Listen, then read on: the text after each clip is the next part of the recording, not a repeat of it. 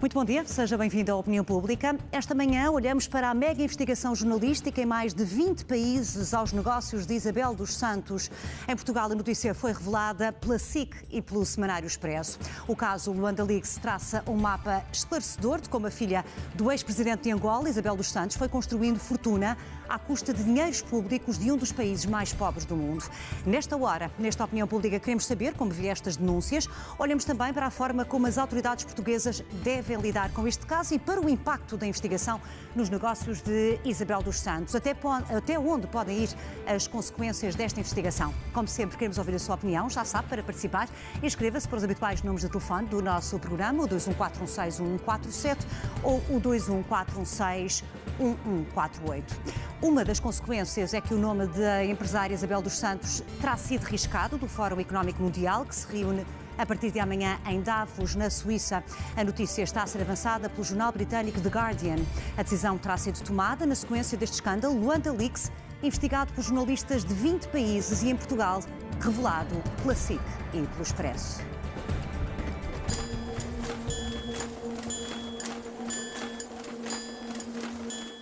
Era o fim dos dias de Isabel dos Santos na presidência da Sonangol.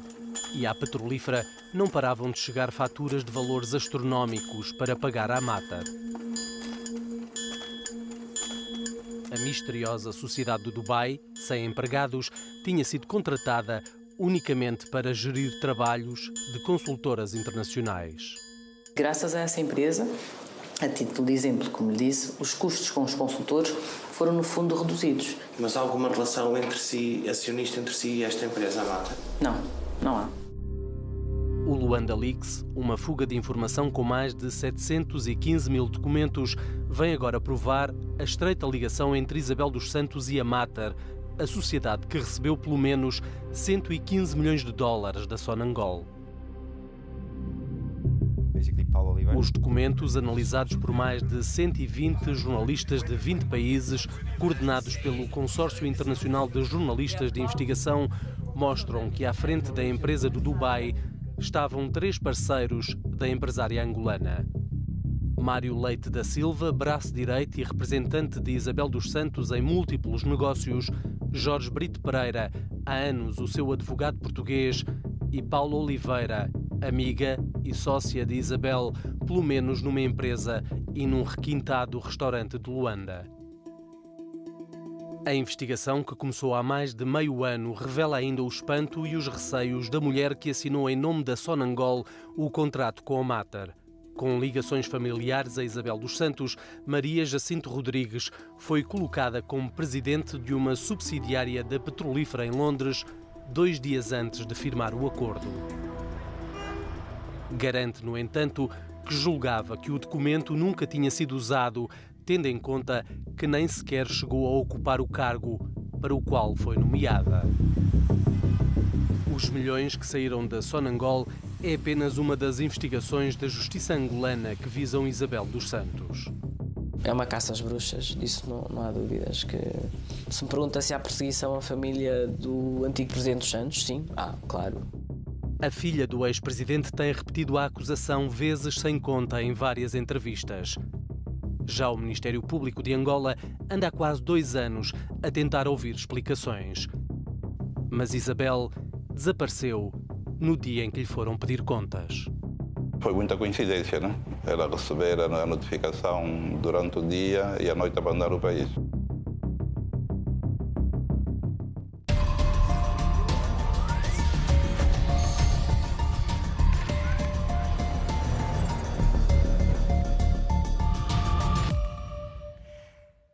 Isabel dos Santos nega todas as suspeitas e mantém que está a ser alvo de uma perseguição política. A filha do ex-presidente angolano não quis dar qualquer entrevista ao consórcio de jornalistas que fez esta investigação, mas decidiu depois falar à BBC África. As perguntas do Consórcio Internacional de Jornalistas foram enviadas no dia 12 de dezembro, mas as respostas demoraram mais de um mês a chegar. Através de um reputado escritório de advogados inglês, Isabel dos Santos insiste na tese da perseguição política, nega todas as suspeitas e manda dizer que nem ela nem o marido são donos da Iron Sea nem da Mater, os nomes da mesma sociedade que recebeu os milhões da Sonangol. Isabel dos Santos nunca refere, no entanto, qual a sua relação com a dona dessa empresa do Dubai. Os advogados de Paulo Oliveira, também de um escritório de Londres, vão um pouco mais longe nesse capítulo. Numa carta enviada só esta sexta-feira, Paula Oliveira diz que conhece Isabel dos Santos social e profissionalmente, sem contudo referir relações de amizade ou o facto de serem sócias, pelo menos numa empresa e num restaurante de Luanda. Paula Oliveira admite que foi Isabel dos Santos quem a convidou para substituí-la no contrato de gestão de consultoria que existia entre a Wise, detida por Isabel, e a Sonangol. A empresária diz pensar que Isabel dos Santos decidiu retirar a sua empresa desse contrato depois de ter assumido a presidência da petrolífera por potencial conflito de interesses. Paula Oliveira garante que é uma empresária com experiência e qualificações, que o contrato era legítimo e nega qualquer ilegalidade. Confrontados com pedidos de esclarecimento, Mário Leite da Silva, braço direito de Isabel dos Santos, e Sarju Raikundalia, ex-administrador financeiro da Sonangol, não se manifestaram. O advogado Jorge Brito Pereira, também chairman da NOS, ficou igualmente em silêncio. Isabel dos Santos não tem parado nas últimas horas. A empresária acusa a SIC e o Expresso de estarem a mentir e afirma que não recebeu qualquer pedido de entrevista. Pouco menos de uma hora depois da informação ser pública, Isabel dos Santos reagia no Twitter à mega investigação jornalística de que é alvo. Começou por usar a rede social para se dizer vítima de racismo e preconceito por parte da SIC e do Jornal Expresso. Noutra publicação, esclareceu que o relatório do Consórcio Internacional de Jornalistas de Investigação é baseado em documentos falsos e que tudo não passa de um ataque político. Foram mais de 20 tweets publicados em menos de 3 horas, nos quais Isabel dos Santos desmentiu a investigação, repetiu que se baseia em mentiras, desacreditou os jornalistas. Não fiz desaparecer 115 milhões da Sonangol. Isso é mentira. A SIC e o Expresso estão a mentir. Falam de esquema e pedem para ler 715 mil documentos. Pura invencionice. Foram vários os nomes mencionados pela mulher mais rica de África. Para Isabel dos Santos, a comentadora da SIC e ex-eurodeputada Ana Gomes fez parte de um esquema de corrupção envolvendo o jornalista angolano Rafael Marques e o investidor húngaro George Soros. Lançou ainda críticas à Procuradoria-Geral da República Angolana. O governo de Angola, ministro das Finanças, contratou a mim e a empresa Wise para trabalhar na reestruturação da Sonangol. Este facto é público. Como pode agora a PGR negar? Isabel dos Santos referiu-se várias vezes à petrolífera Sonangol, como nesta publicação, onde rejeita ser a culpada pela gestão danosa da empresa. E ontem, no espaço habitual de comentário da SIC Notícias, Ana Gomes acusou Isabel dos Santos de roubar o povo angolano. Eu não sei porque é que ela me trata por tu, mas enfim, não tenho problema nenhum. Eu conhecia quando ela era miúda, tinha 17 ou 18 anos e estava a estudar em Londres, aliás, na mesma escola da minha filha, e vinha pedir vistos de urgência à Embaixada Portuguesa onde eu trabalhava. E não tenho nada pessoal contra ela, acho-a bonita, esperta e educada. O problema é que é também uma tremenda ladra do seu próprio povo. A ex-eurodeputada denuncia ainda os cúmplices nos negócios de Isabel dos Santos, que, tanto fora de Portugal como dentro, não se preocuparam com a situação de miséria em que vive o povo angolano. Eu tive estes anos todos, desde 2015, desde que a senhora comprou a EFASEC, e foi noticiada em toda a imprensa portuguesa que ela comprava o cão com o pelo do cão, designadamente com um consórcio de bancos portugueses, alguns desses bancos sendo os bancos que ela tinha nessa altura, que era o BPI e era o BFA, além da ligação ao BCP via Sonangol. Eu tenho andado a fazer cartas para o Banco de Portugal, para as autoridades judiciais, para as autoridades europeias, a chamar a atenção que isto não podia continuar a acontecer, porque senão Olha, é isto que acontece hoje. Temos o nome de Portugal por todo o mundo e de muitos portugueses, alguns qualificados e outros sem qualificação, mas a serem apresentados como cúmplices por ação e omissão da cleptocracia angolana e, portanto, cúmplices de um esquema que desviou recursos de que tanto carece o povo angolano que vive na miséria para uns quantos nababos investirem aqui e noutros sítios com cumplicidades ativas e passivas de tantos portugueses. A ex-eurodeputada e comentadora da SIC duvida ainda das qualidades de Isabel dos Santos enquanto empresária. A narrativa que foi alimentada por ela pagou designadamente a consultores da comunicação social, aqui em Portugal toda a gente sabe, é a LPM, Luís Paixão Martins, que até, segundo as últimas informações que eu tive, até terá sido trabalhar exclusivamente para ela, para criar essa narrativa da grande empresária. Mas, na verdade, ela não era grande empresária, ela beneficiava das benesses do pai e desviava recursos de Angola para os investir quer aqui em Portugal, quer noutros países. Enquanto aguardamos a chamada dos nossos telespectadores para falarmos sobre o Luanda Leaks, parto para a conversa com o José Gomes Ferreira, diretor adjunto da SIC. Olá, Zé. Muito bom dia, bem-vindo. Bom dia. Já vamos olhar aqui para os contornos e para o conteúdo desta investigação. Antes de mais, olhando aqui a forma. A SIC e o Expresso, como sempre fazem nas investigações em que devem ouvir os envolvidos, tentaram entrevistar Isabel dos Santos. Obviamente que sim, e sempre o fazemos em relação a qualquer suspeito de qualquer prática ou irregular ou ilícita, sempre o fazemos como princípio de trabalho, neste caso até por obrigação, para além da nossa vontade de sempre fazer isso, e faz parte do código deontológico. Não é? Também ética e vontade faz parte do nosso código deontológico. Era também um compromisso com o consórcio internacional de que fazemos parte de SIC e o Expresso. Portanto, mesmo que não quiséssemos, teríamos que o fazer. O que nunca se pôs, porque nós somos os primeiros a pugnar por esse tipo de comportamento, que é sempre ouvir. É evidente que dá jeito a Isabel dos Santos dizer que nem sequer me quiseram ouvir. Claro que quisemos ouvir, ela que não quis falar connosco. A história é esta e é muito simples. E a iniciativa de a ouvir está documentada, portanto, nem vale a pena estar a perder muito tempo com isso. Muito bem, então vamos aqui olhar para esta investigação. A investigação deste consórcio internacional de jornalistas prova de que Isabel dos Santos não é a mulher mais rica de África por mérito?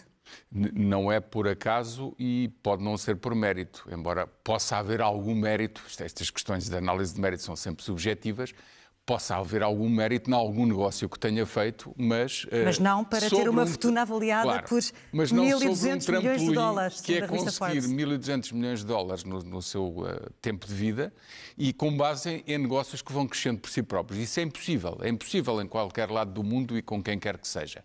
Portanto, há aqui uma base que é haver um trampolim, que é político, que é pertencer a uma família que é dominante em Angola durante muitos anos e em que aquilo que é feito em nome de uma alegada boa gestão e iniciativa de investir fora, tem um problema de base. Há muitos governantes por esse mundo fora que até têm filhos e familiares a gerir grandes empresas e grandes conglomerados financeiros que são fundos de investimento, mas fazem-no em nome do país. E o capital desses fundos é do país, nomeadamente na zona árabe. Isso é prática. Digamos que o tipo de democracia é diferente da nossa, não existe ou existe sob formas muito incipientes. Mas há uma certa regra que é, pode haver uma família dominante que tem os seus filhos, os seus herdeiros, a gerir fundos soberanos, mas o capital pertence ao povo. E nós conseguimos perceber qual é o valor que o Estado angolano foi lesado? Conseguimos perceber, há um relatório que diz, mas só para terminar o raciocínio. Neste caso, como é que é possível haver alguém que está politicamente exposta, que é filha do Presidente, e em que consegue dinheiro para investir por esse mundo fora, nomeadamente a começar por Portugal, e em que o dinheiro que é pago a empresas que se vêm a descobrir que são dela, como fornecedoras de serviços das grandes empresas angolanas, nomeadamente a Sonangol, onde era gestora, esse dinheiro acaba por ser depositado em contas privadas, em contas particulares, da própria. Ora, isto é absolutamente incompreensível do ponto de vista da ética, punível do ponto de vista da lei e inaceitável do ponto de vista social. Ou seja, estamos aqui a falar de um caso, uma investigação judicial, eventualmente criminal, mas também ética e política. Claro, e sobretudo de quebra de prestígio internacional, que é absolutamente evidente. Há muita gente que neste momento questiona porquê é que só agora e porquê é que agora os jornalistas estão a fazer este trabalho de investigação? O que é que está por trás disto? Então surgem todas as teorias da conspiração, que nós estamos a soldo de interesses de serviços secretos e que existe o interesse de dar cabo de alguém. Nada disso. Foi neste momento que foi possível ter acesso a um conjunto de documentos que o consórcio obteve, que tiveram que ser trabalhados durante 7, 8 meses, e no âmbito dos quais a parte que já está objetivada em trabalho jornalístico não foi só obter documentos, foi trabalhar muitos meses sobre eles. Sim, analisá-los, estamos a falar de mais de 715 mil, creio eu, que são estes documentos que estão em análise. E há uma pequena parte, o que nós vamos ainda fazer será muito mais volumoso, mas há uma pequena parte cujo rastro foi seguido e em que se prova diretamente uma ligação de uma empresa com base no Dubai, que emite faturas para pagamento de consultorias à Sonangol, e esses pagamentos não têm por base nenhuma prestação real de um serviço de consultoria. E esses pagamentos são feitos via Portugal, via Eurobic, que por sua vez envia, num só dia, enviou 40 e tal milhões de euros diretamente para o Dubai, sem grande justificação ou sem nenhuma justificação. E este registro está perfeitamente documentado.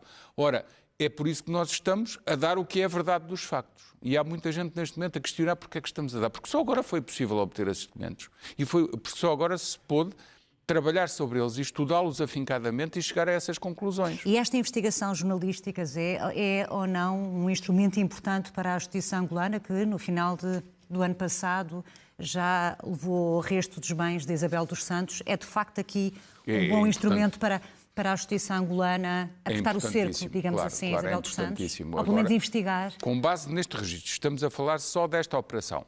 Com base neste registro de dinheiro que é pago à empresa Meta do Dubai, e que por sua vez emitiu faturas, uma delas apenas com o nome de uma operação, como se fosse um grande trabalho de prestação de assessoria financeira ou reorganizativa, há uma das faturas que só tem um nome, de uma operação, que não tem um descritivo do trabalho, não tem nada. Agora é fácil às autoridades angolanas ir à procura do trabalho efetivamente feito, que tipo de estudos foi, quem é que participou, quantos profissionais teve, quantas horas demorou, porque tudo isso é contabilizado em termos de padrões internacionais. Eu acho que não vão encontrar nada, nenhuma justificação.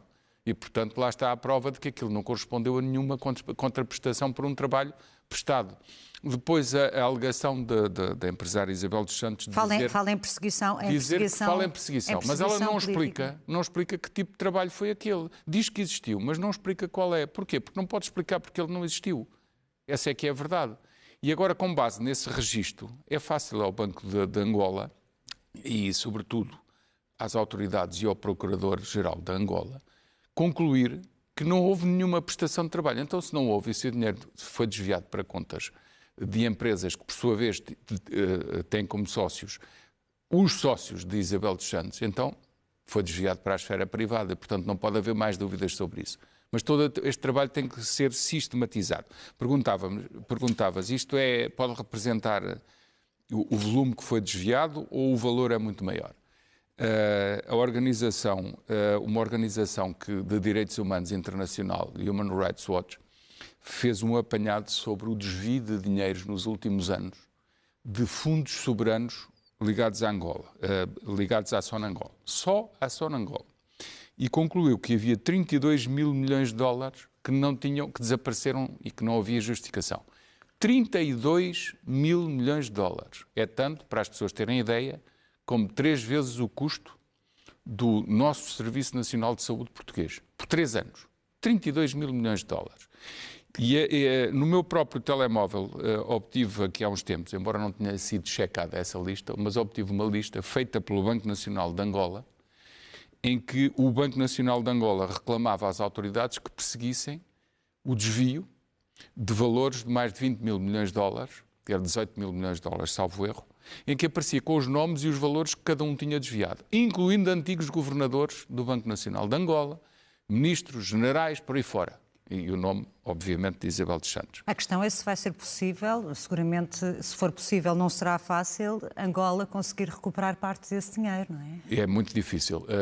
Vou contar um caso que foi citado pelo nosso colega e diretor Ricardo Costa, aqui há dias, numa coluna de opinião no Expresso, que disse que um sheik árabe, com o seu país a cargo, decidiu juntar as 20 famílias mais importantes do reino. E fechou-os no hotel, trancou a porta. Eles tiveram que lá ficar vários dias até assinarem todos a devolução de grande parte daquilo que tinham desviado. Isto é factual. Está registado, é factual. Em Angola nunca foi assim, nem noutros países africanos nunca foi assim. Não se faz um controle prévio, deixa-se sair e depois, quando se vai atrás, obviamente que será muito difícil. Alguma parte poderá ser recuperada, porque há ativos que, neste caso, foram reinvestidos. E no exterior, se foram apreendidos em Angola os bens de Isabel dos Santos, se foram arrestados, também é possível fazer esse arresto noutras jurisdições. Mas é preciso haver provas concretas. Desta pequena parte daquilo que sabemos, há provas concretas de dinheiro que passou por Portugal e que foi para o Dubai, que saiu da Sonangol sem justificação real. Aí há provas concretas. Agora é preciso fazer um trabalho muito aturado para conseguir ir buscar todas as outras parcelas. O que será seguramente um trabalho longo. Já vamos daqui a pouco, José, a falar também sobre a forma como Portugal e as autoridades podem e devem lidar com este caso. E o que não fizeram, olhando para trás. Consultoras e gabinetes de advogados. E por aí fora, já vamos falar sobre isso. Para já vamos ouvir as primeiras opiniões dos nossos telespectadores que gostariam de participar dando a sua opinião. É o caso da Carla Bugalho, que está a ligar-nos aqui de Lisboa e é reformada. Muito bom dia. É a sua opinião. Bom dia. Em primeiro lugar, a vós e a todos os telespectadores.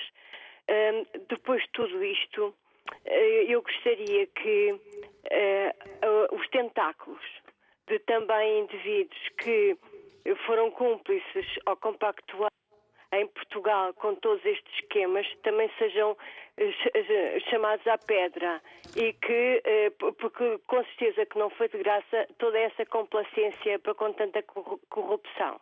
Não podemos esquecer-nos de toda a riqueza que Portugal usufruiu durante séculos e também de todo o dinheiro e de tudo o que os portugueses deixaram em Portugal, que ficou tudo para o Estado angolano. Esperemos que o povo angolano possa ser mais feliz e possa ser menos pobre, mas é preciso também que todos os tentáculos sejam verificados e chamados à razão e à justiça. E parabéns à Ana Gomes por tudo isto e a todos os jornalistas que estão na senda da corrupção. Muito obrigada, Carla Bugalho, pela sua participação. Bom dia. Vamos agora ao encontro do Fernando Almeida. Está a ligar-nos e a ver-nos de Vila Viçosa. É escritor. Bom dia. Bem-vindo. Muito bom dia. Bom dia para si, para o José Gomes. Numa operação desta envergadura e feita da maneira que foi, com certeza que acredito eu e acredito piamente que há muitos interesses também por trás, e embora José Gomes Ferreira, portanto, não conheça todas as operações. Mas com certeza para se chegar com tal envergadura a esta, em termos de matéria, alguma coisa muito poderosa, alguém muito poderoso também estará por trás desta operação. No entanto, fico admirado de, até ao momento, estarmos a falar de 100 milhões. 100 milhões ao pé do nosso Salgado não é nada. E ele não mereceu estas honras. Por outro lado, pedia ao jornalismo português, seja do Expresso, seja da SIC, que tenham o mesmo empenho e que não se venha a verificar o que aconteceu com os Panama Papers, que vinham aí informações bombásticas e que desapareceram quando começaram a chegar a determinados sítios. Como o povo português gostaria de ter o mesmo empenho dos vossos profissionais, no caso dos 20 milhões da Ferrostal, que foram distribuídos pelo Sr. Salgado e que até hoje ninguém sabe quem é que foi destinatário, não é? Portanto, o nosso jornalismo tem que deixar de ter medo determinadas figuras. Porque acusar alguém da África, há em África, embora tenha tentáculos aqui, que é preciso descobrir. Mas, infelizmente, eu não acredito que os tentáculos que se venham a verificar em Portugal alguma vez venham a ser descobertos, como sempre. Muito obrigado e era tudo. Nós também agradecemos, Fernando, pela sua opinião. Já vamos daqui a pouco tocar aqui em alguns aspectos de que falou. Seja de qualquer das formas, gostaria de dizer que na qualidade de jornalista da SIC estamos sempre à procura da transparência e da verdade. Vamos ouvir agora um telespectador que nos liga da cidade do Porto, é tripulante aéreo, é o João Paulo. Bom dia. Muito bom dia. Bom dia, a sua opinião. Meu bom dia para si e para o seu convidado. É realmente uma questão, como angolano que sou, a ver esta situação que a nós não nos admira em nada. São 44 anos de corrupção. Nos dias de hoje essa corrupção continua porque a oligarquia, o parque dessa oligarquia do nosso país ainda continua em funções. E o que esta senhora representa realmente é uma ponta do iceberg, porque, peço desculpa pela expressão, o buraco é muito mais em baixo. Isto foi apurado agora, mas em 44 anos é muito maior o valor. E realmente é o que se constata, ela realmente é a cabeça que desponta tudo isto, mas continua a haver outras Isabéis dos Santos no nosso país e continua, portanto, isto a existir em grande escala. Só que realmente o nosso governo atual realmente acabar com isto, dar uma transparência maior aos dinheiros públicos e para que realmente nós conseguimos ter uma vida melhor. Muito bem, obrigada. Registramos a sua opinião, João Paulo. Um bom dia. Continuamos na cidade do Porto, desta vez para conversar com a Maria Cunha, é reformada. Bom dia. Bom dia, menina, para si, bom dia para o seu convidado. Olha, eu não tenho a teoria da conspiração, mas eu sou angolana. Vou dizer que sou angolana, nasci em Angola, a minha família paterna é toda portuguesa, parte do meu pai. Em pequena estudei cá e não sei o quê, pronto, agora estou cá já há vários anos, tive que vir, infelizmente tive que vir, estava a começar a minha vida lá, tinha acabado os estudos e não se podia andar na rua, era tiro por aqui, tiro por ali, pronto. Ainda tenho lá alguma família, mas eu queria dizer uma coisa. Angola é independente há 46 anos, não é? 46, 45 anos, ok. Só agora é que se lembraram disto? Tudo bem, podem dizer assim, ele teve estes anos todos no poder e não se podia mexer, não podia... Não. Agora, a única coisa para mim que eu acho que deviam fazer era o seguinte. Os angolanos, o governo angolano atual, é que tem que se preocupar com estas coisas, de ir buscar. Eles não precisam que aqui, os portugueses, cá, estejam-se a preocupar com isso. Eu não estou a defender a senhora. Porque eu sei muito bem, eu tenho lá família e sei muito bem que há vários anos a minha cunhada chegou aqui, eles estão muito bem, tinham bons empregos, mas chegou-me a dizer que as pessoas lá trabalhavam um mês e não ganhavam para comprar um frango. Portanto, não podiam até ter sacos plásticos pendurados no quintal que até o roubavam para ir vender. Portanto, eu sei muito bem o que é que se passa lá. Agora, o que eu acho é que o governo atual que está lá é que tem que se preocupar com os problemas de Angola.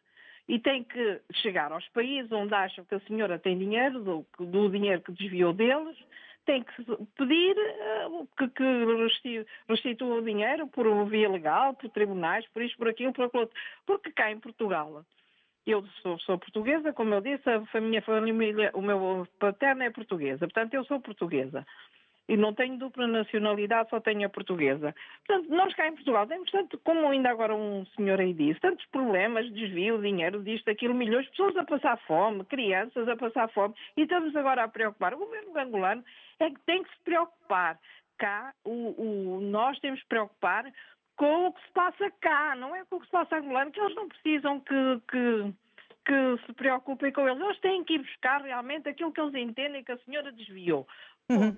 E nós também entendemos já, Maria Cunha, onde quer chegar, e vou precisamente pegar por aí que Zé, estamos aqui a falar de um problema que não é apenas angolano, que ultrapassa fronteiras. Claro, embora a espectadora tenha insistido sobretudo nessa vertente de um problema angolano e que são os angolanos que têm que resolver, o problema é que o desvio deste dinheiro, quando passa por jurisdições diferentes, pode criar situações de ilegalidades nas jurisdições onde passou, como é o caso de Portugal, claramente. Põe-se desde logo a questão de perceber, quando passa o dinheiro por um banco que está sob legislação portuguesa, que é o Eurobic, e cuja acionista é Isabel dos Santos, e em que num só dia existem os tais 38 milhões de euros de transferências que depois somam muito mais do que isso. E não existe um alerta, não sei se existiu, ainda não temos essa certeza, mas que os efeitos de algum alerta que tinha existido não foram tomados, portanto não houve um parar dessas transferências, isso é um facto, tanto que o dinheiro apareceu depois no outro lado, no Dubai. Estamos aqui para não a falar da forte presença empresarial de Isabel dos Santos em Portugal. Nesta questão em concreto, porque é aquela que está provada. Na nossa jurisdição há suspeitas, há indícios de branqueamento de capitais, pelo menos. Depois tudo o resto, associado a transferências que passam por um banco em que não existem o desencadear dos mecanismos de prevenção, que é a comunicação ao Banco de Portugal, comunicação às autoridades, nomeadamente judiciais, e depois o que deve fazer o regulador e o que deve fazer a administração. O administrador ou o presidente executivo deste banco chama-se Teixeira dos Santos. Foi um senhor que foi ministro das Finanças durante muitos anos e que deixou Portugal ir à bancarrota e que depois alguém queria pôr como presidente do Montepio. E foram jornalistas que falaram muito sobre isso e ele acabou por não ser, porque senão também lá tinha ficado. Portanto, essas pessoas e essas entidades que deixam estas coisas acontecer têm que ser chamadas, pelo menos, a explicar. Mas aí, pegando também nas primeiras intervenções, perguntar se Portugal, de alguma forma, foi conivente com tudo isto. Claro que foi. É o que eu estou a dizer por outras palavras. Se existe uma estrutura bancária em Portugal em que se passa estas transferências e ninguém faz perguntas, então algo está mal. E, portanto, desse ponto de vista, alguém em Portugal foi conivente. Depois há um enquadramento muito mais vasto que tem a ver com a outra pergunta que tinhas feito, que é sobre de onde veio o dinheiro, como veio o dinheiro de Isabel dos Santos para dominar tantas empresas em Portugal. Nós... Temos o governo a dizer que não se deve olhar para a nacionalidade do dinheiro, mas pelo menos olhar para a proveniência dele deve ser, não é? Isso é um princípio dos negócios que é tão antigo como a humanidade, que é o dinheiro não tem cor nem cheiro, portanto, de onde vem não interessa, é um princípio de negócios, de onde vem não interessa, é preciso dinheiro porque isso representa confiança. Só que no mundo moderno já não é assim. Aquilo que são origens de fundos de pessoas politicamente expostas são exigências da sociedade moderna. As autoridades americanas mudaram a sua relação com os bancos angolanos a partir do momento, isto veio desde 2013, 2014, e vem daí uma grande parte da crise financeira em Angola, vem daí uma grande parte dessa crise, porque as autoridades americanas, que se impõem a si próprias padrões de responsabilização e de transparência, decidiram cortar os financiamentos e deixar de estar expostas a tudo o que tem a ver com o sistema financeiro angolano. Ou seja, tinham dúvidas da transparência dessas operações. E já antes, o Banco Central Europeu tinha recomendado a todos os bancos centrais dos países europeus que cortassem as ligações dos seus principais grupos bancários as zonas do globo onde havia qualidade de supervisão menor do que os padrões que exigiam. Isto é um eufemismo para dizer que o BCE, já há muitos anos, desde 2013, salvo erro, mandou o Banco de Portugal cortar a ligação dos grandes grupos bancários portugueses com Angola, nomeadamente o BPI, que teve que cortar com o BFA, nomeadamente a Caixa Geral de Depósitos, nomeadamente o BCP. Todos eles tiveram que reduzir as suas participações e deixar de estar expostos, porque havia também ali truques contabilísticos que era, muitas vezes esses bancos compunham os seus balanços e os seus resultados com valores que eram atribuídos às participações nos bancos em Angola e com valores de lucros que lá eram obtidos que nunca ninguém aferia, que eram em kwanzas e que nunca eram transferidos. E o BCE percebeu perfeitamente isso e mandou cortar toda essa parte. Foi com este governador. Atenção que esta história dele não ter feito nada não é bem assim. Ele fez, juntamente com o BCE. Agora, há bancos que não estão sujeitos à supervisão do BCE, nomeadamente este pequeno banco, o Eurobic. O Montepio é outro dos bancos que não está sujeito. Os 5 maiores grupos estavam. Neste particular, eu percebo a Ana Gomes quando diz o que é que fez o Banco de Portugal. Não sei se fizeram, estou à espera de explicações. Devem-nas. Depois há uma outra parte, um outro conjunto de entidades que são agentes económicos, mas que ao mesmo tempo não deixam de ser agentes da nossa sociedade, que são as grandes consultoras. Os escritórios de advogados. Os escritórios de advogados, e sobre os escritórios de advogados tínhamos muito para falar, porque estes escritórios de advogados são os que fazem normalmente as bases jurídicas que permitem toda esta transferência de dinheiro, nomeadamente de Isabel dos Santos, para Portugal, nomeadamente os 10 maiores grupos de escritórios de advogados em Portugal. E quando se diz que eles aproveitaram uma oportunidade de mercado para oferecer a sua expertise, os seus conhecimentos, para permitir que haja segurança jurídica nos contratos, isto dito assim parece muito profissional, muito clean, muito transparente, mas a verdade é que esconde que cada profissional daqueles deve ter um mínimo de reserva ética para perceber de onde vem o dinheiro, como vem o dinheiro e de onde, e onde devia ter estado e não ter saído. Ou seja, todo este esquema era impossível de ser feito sem a intervenção... Sem a intervenção desses grandes grupos de escritórios de advogados. E todos eles sabiam e sabem perfeitamente que a origem do dinheiro é uma origem que sai da esfera pública, nomeadamente da Sonangol, que é uma empresa de capitais públicos, portanto... Em tese, cada angolano é acionista dessa sociedade e que esse dinheiro, muito dele, vinha de lá. Ou seja, que havia claro conflito de interesses, não era? Portanto, não havia dúvidas de que Isabel dos Santos aproveitava o facto de ser filha o seu estatuto de filha de presidente e depois de presidente de Angola para conseguir este tipo de negócio. E quem participa nisso, se leis não houvessem para impedir esse tipo de práticas, pelo menos um mínimo de reserva ética e deontológica para dizer, atenção, que estamos a participar numa coisa altamente imoral e que isto é esbulhar um povo todo dos seus recursos. Não o fizeram. Mas a história não se esgota aqui, porque, de facto, nem Isabel dos Santos desviou só o dinheiro que estamos a falar, os tais 100 e poucos milhões de dólares, depois convertidos em euros neste caso, nem em relação às figuras angolanas do regime, ela foi a única. Na tal lista que eu referi, dos desvios de ativos identificados pelo Banco Central de Angola, havia 24 nomes entre políticos, filhos de políticos, familiares de políticos, generais e pessoas do regime, incluindo ex-governadores do Banco de Angola. Isso Portanto, é como dizia há pouco um telespectador, se calhar este é apenas a ponta do iceberg. Claro, não há figura de destaque que não tenha desviado alguma coisa, é a conclusão que se tira. E depois, do lado de cá, o que é que aconteceu ao dinheiro que cá chegou? Serviu para muita gente ganhar muitas comissões e muito dinheiro. Não é só os escritórios de advogados, nem são só as consultoras, nem são só os bancos por onde passa esse dinheiro. Muitos negócios em Portugal gravitam à volta do dinheiro que vem de Angola. E nós poderemos agora ter a tese, que foi politicamente vigente durante muito tempo, a começar pelas relações que o antigo presidente Cavaco Silva estabeleceu privilegiadas com Angola, e durante muito tempo Cavaco Silva e a relação que teve com Angola, a presidência da República Portuguesa e a presidência da República Angolana tinham muito boas relações, porque oficialmente Cavaco Silva decidiu fazer uma coisa muito simples. Eles são independentes, eles que se entendam, nós estamos no mundo global dos negócios, se eles querem cá pôr o dinheiro, que venha o dinheiro. A questão é se este caso vai levar Portugal a repensar esta é a vertente mais...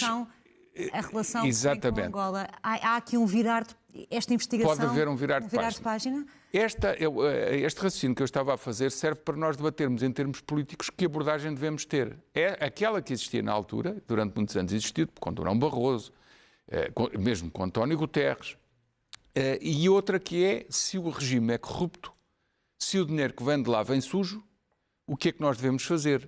Não aceitamos? E então, como país, não aceitamos também dinheiro que vem da China? Ou que vem de outros países que são antidemocráticos ou que não respeitam direitos humanos? Entramos numa discussão que não tem fim. Não. É verdade. Essa vertente existe e deve ser debatida. Objetivamente, por isso, é que esta investigação, e agora vamos centrar-nos naquilo que é a atualidade e no trabalho jornalístico, objetivamente, por isso é que esta investigação não entra em considerações políticas nem ideológicas. Não, e é esse o trabalho que nós fazemos à sociedade, que é, factos. Há documentos, não corresponderam à prestação de serviços, foram entregues como faturas à Sonangol, o dinheiro foi pago, o dinheiro passou por Portugal... Ou seja, não nos cabe a nós jornalistas tirar conclusões, claro, essa não é a nossa discussão. Das autoridades judiciais e políticas convidar também. Quem discuta sobre isso, isso é verdade, também faz parte da informação às pessoas. Mas temos que nos ater a esta objetividade que é, houve desvio de dinheiro, sim senhor, o titular desse desvio chamou-se Isabel dos Santos, o dinheiro foi para as suas contas e para as suas empresas, discutamos isto para começar também, por algum lado. E precisamos também que ela queira explicar efetivamente como tudo isto funcionava. Não é verdade que a SIC e o Expresso não lhe tenham pedido para explicar. É verdade que pediram. Joaquim Lopes está a ligar-nos de Queluz e é reformado, está pronto para dar a sua opinião. Muito bom dia. Bom dia. Obrigado pela oportunidade de poder dar a minha opinião. A minha opinião é o seguinte... não tem qualquer ponta de ideologia, mas o que se passa, aquilo que eu observo é o seguinte. Acho que nós precisamos mais de Angola do que Angola precisa de Portugal. E que estamos a criar aqui um handicap contra portugueses que fazem a sua vida em Angola, inclusivamente empresas que vão para lá, não é verdade, para desenvolver os seus negócios. E quando Portugal temos aqui gravíssimos problemas para resolver. Até já um jornal angolano, em dada altura, disse que estavam a preocupar com um cidadão angolano, que queriam julgar um cidadão angolano em Portugal e que tinham cá muitos problemas para resolver relativamente com a corrupção. Portanto, temos aqui a história dos vistos dourados. Não se sabe de onde é que vem o dinheiro, porque não me convence que Portugal tenha capacidade para investigar a vida de um chinês na China ou de um russo na Rússia. Vem para aqui o dinheiro, não sabendo. Normalmente essas pessoas são da área dominante desses países. Também estão cobertas pelo sistema. Porque lá dentro, mas lá investigam, não investigam. É o mesmo que se passa em Portugal, com determinadas pessoas que estão ligadas à corrupção e que não são investigadas. Ou então passa superficialmente, foi o caso dos submarinos, que alguém foi preso na Alemanha, mas aqui em Portugal não foram. Portanto, estarmos a preocupar e a empolar tanto esta situação de Isabel dos Santos, acho que é contraproducente para Portugal. Joaquim Lopes, mas deixe-me só dizer que isto é uma investigação que envolve mais de 30 órgãos de comunicação social de mais de 20 países, não é uma investigação internacional, não só aqui em Portugal. Sim, mas nós aqui em Portugal temos mais problemas para resolver do que esses. Portanto, temos que preocupar com os negócios.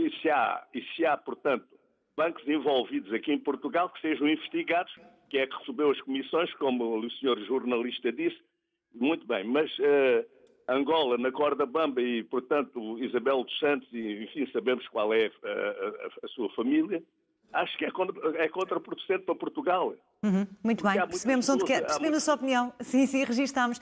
Temos que seguir em frente, Joaquim Lopes, mas de qualquer das formas percebi muito bem onde quer chegar. Registámos a sua opinião. Bom dia, obrigada pelo seu telefonema. Vamos ouvir outras opiniões. O caso do Joaquim Granja está a ligar-nos do Porto. Muito bom dia. Bom dia. Como está? Muito bem. Está a ouvir-nos, Joaquim?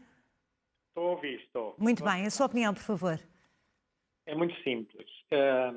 O que o jornalista disse é suficiente para clarificar o que se passa. Eu vivi 18 anos em Angola até maio do ano passado e o que me resta dizer desta situação é que é com satisfação que vejo este tipo de denúncias e da forma que elas vêm a público, de uma forma tão séria e tão objetiva.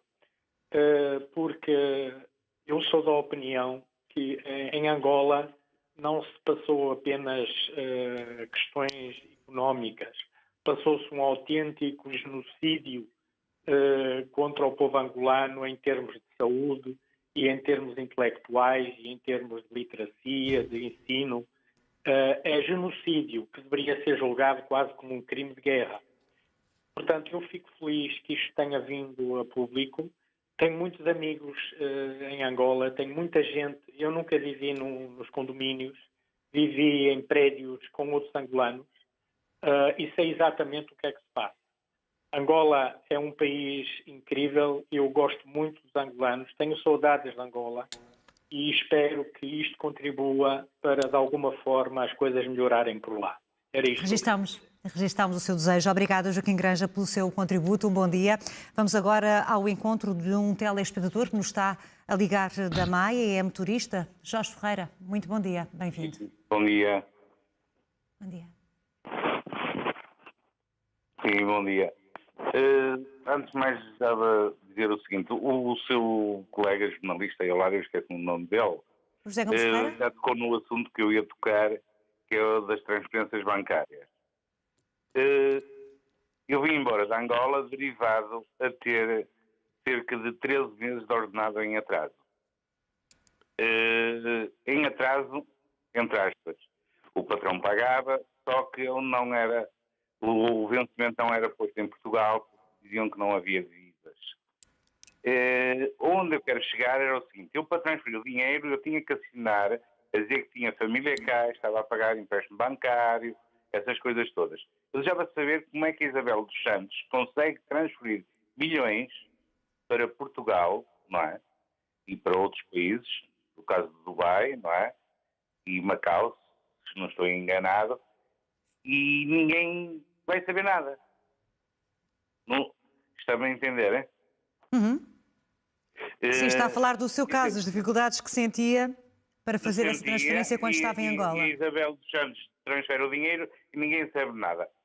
Souberam, certeza absoluta que eles sabem. Eles tiveram que assinar porque o dinheiro sai do Banco Nacional de Angola.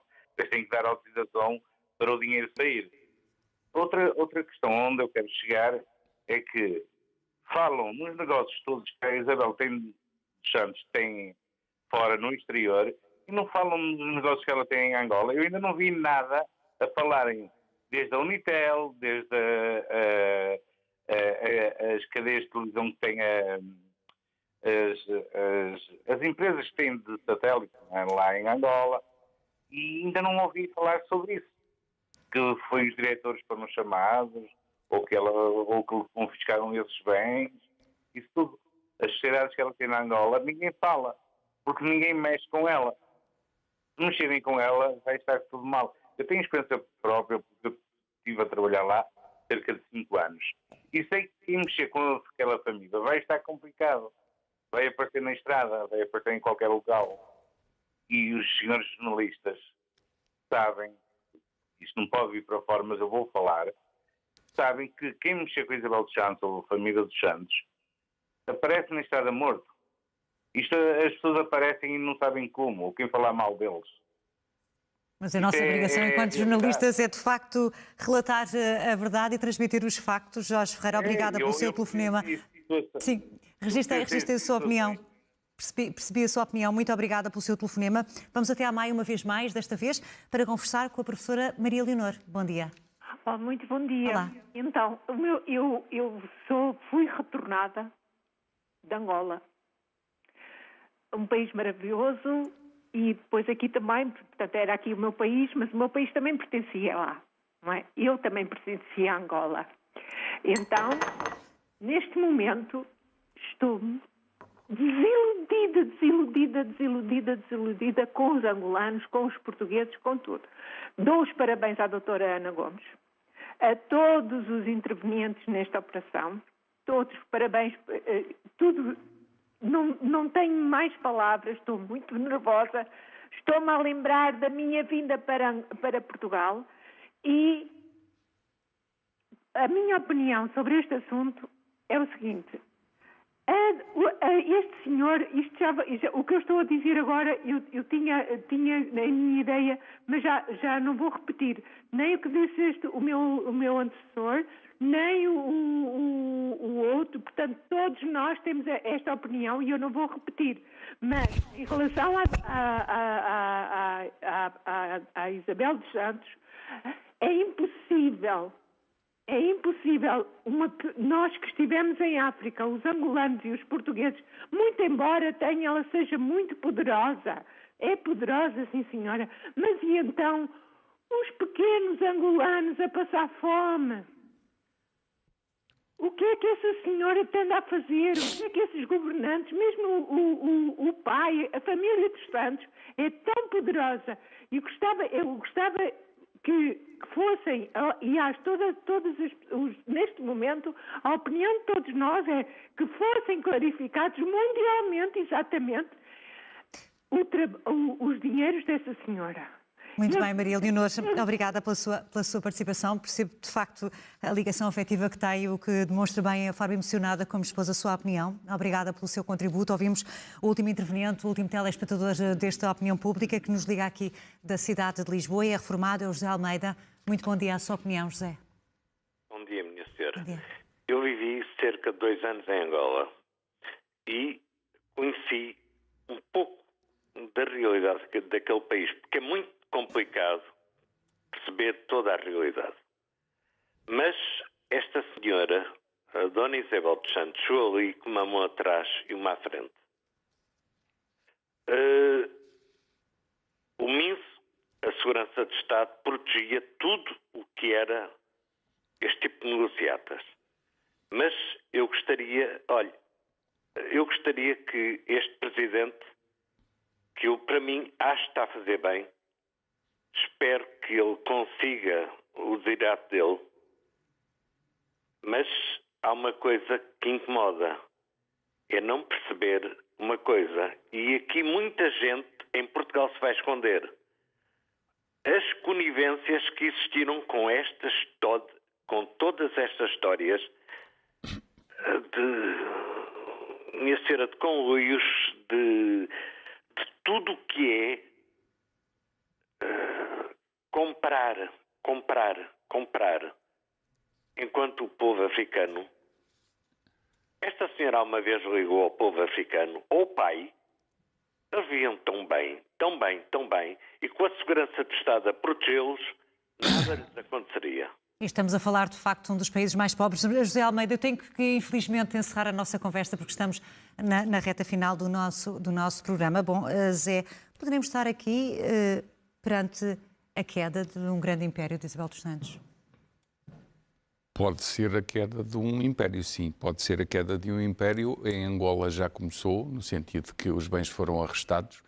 E assim que nas várias jurisdições onde investiu se tomarem iniciativas judiciais de fazer perguntas, perceber de onde veio o dinheiro, da forma como entrou e como foi aplicado, e pode acontecer que haja responsabilização e isso significa um desmembramento desse império, sendo certo que isso não se traduz imediatamente em fechos de empresas e despedimentos, porque há muitas empresas que funcionam por si, não é por ter um acionista. Nomeadamente em relação às empresas portuguesas onde Isabel dos Santos tem claro. A participação, o impacto não será propriamente muito grande. Claro. Há empresas que funcionam por si, são instituições no sentido económico do termo, não dependem do acionista. Se for um banco é mais difícil e é mais sensível se tiver um acionista desta natureza.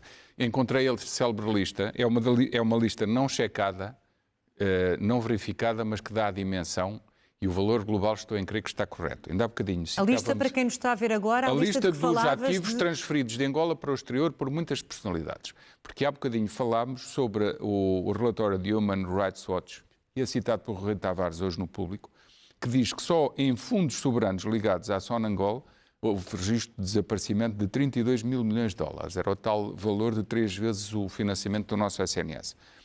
Só que o total dos ativos identificados pelo Banco Nacional de Angola, como tendo saído do país nos últimos anos, é 62 mil milhões de dólares. É o dobro do que está aqui ligado só à Sonangol.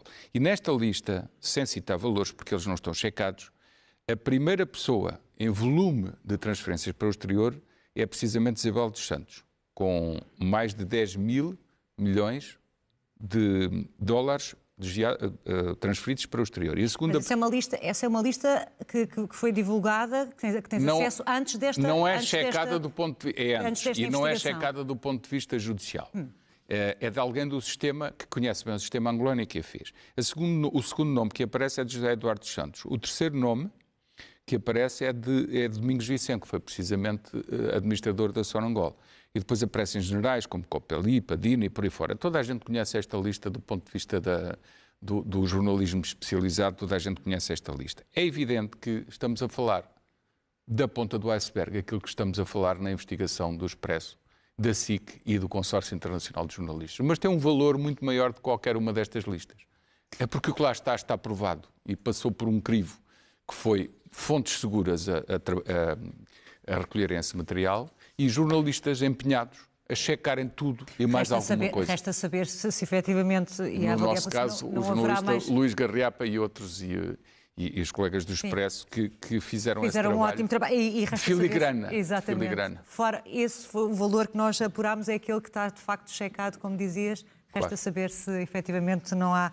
outro valor por desvendar. E se há vontade de ir até ao fim nestas E assim que o Expresso vão continuar naturalmente a trazer novos factos em relação a esta grande investigação jornalística. Obrigada, José Gomes Ferreira, pela tua presença nesta Opinião Pública. Agradecendo também a todos os nossos telespectadores que participaram neste programa onde debatemos a investigação jornalística em torno do Luanda Leaks. É assim o ponto final do Opinião Pública.